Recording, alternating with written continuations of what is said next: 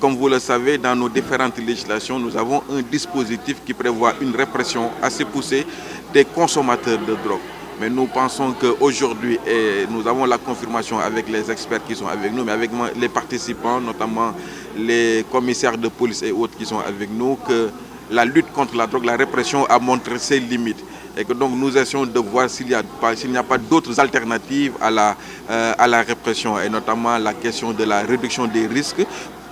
Par ailleurs, parfois également des peines alternatives à l'emprisonnement. Parce que nous estimons qu'il y a une diversité de profils de consommateurs tels que mettre tout le monde en prison n'est pas une bonne solution. Certains n'ont pas leur place en prison.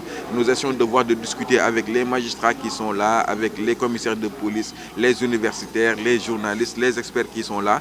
C'est de voir un peu quelle alternative il faudrait peut-être proposer à nos gouvernants pour que des réformes puissent être faites en ce qui concerne la lutte contre la drogue. Il faut dire qu'il y a vraiment une volonté politique. Après maintenant, sa traduction dans la réalité pose problème. Je vous donne un exemple très simple. Le Sénégal s'est doté en 2016 d'une stratégie nationale de lutte contre la drogue. Cette stratégie prévoit la réduction des risques, la réforme et la réduction des risques, la réduction des peines de prison. Mais jusqu'au moment où je vous parle, cela ne s'est pas traduit dans la réalité. C'était une stratégie 2016-2020. On est en fin 2019. On attend de voir un peu qu'est-ce qui va se passer. Vous allez en Côte d'Ivoire, depuis 2 ans, ils sont en discussion pour avoir une nouvelle loi qui intègre également une diminution des peines, qui intègre la réduction des risques, mais la loi ne suit pas.